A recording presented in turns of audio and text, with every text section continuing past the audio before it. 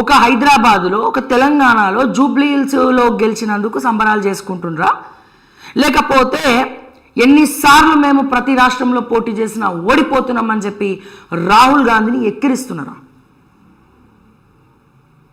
ఇక్కడ రేవంత్ రెడ్డి గారు next BRS ఎందుకు ఓడిపోయిందో కూడా కారణాలు చెప్తాను నేను. ఇక్కడ రేవంత్ రెడ్డి గారు గెలుపు ఆయన అకౌంట్లో వేసుకుంటున్నాడు. నిజంగా గుండెల మీద చేసుకొని చెప్పు రేవంత్ అన్న, నిజంగా గుండెల మీద చేసుకొని చెప్పు.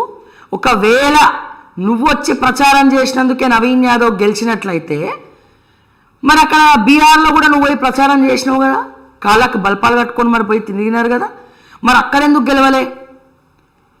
బీహార్లో ఎందుకు గెలవలే? జూబ్లీ హిల్స్లో అడుగున నువ్వు రోడ్ షోలు చేసుకుంటూ మీరు రేవంత్ రెడ్డి గారు మీరు ప్రతిదీ చేస్తూ ఉంటే ఎందుకు గెలవలే? నేను అంటున్నా, బరాబర్ మాట్లాడుతున్నా. ఇక్కడ రేవంత్ రెడ్డి గారి వల్ల జూబ్లీ హిల్స్ ఎన్నిక గెలవలేదు కాంగ్రెస్ పార్టీ.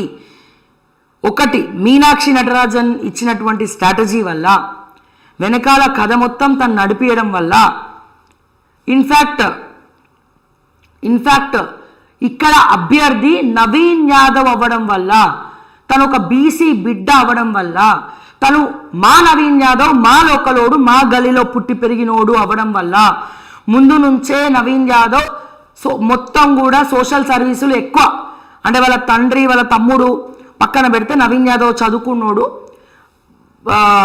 ఏమంటారు మా లోకలోడు, ఒకసారి అవకాశం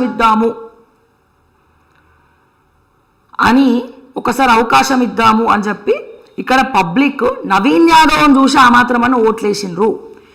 దాని తర్వాత ఎక్కడెక్కడ ఏమేం జరిగిందో మీకే తెలుసు. ఏ రకంగా కొన్ని ఎన్నిక స్వచ్ఛందంగా జరిగిందా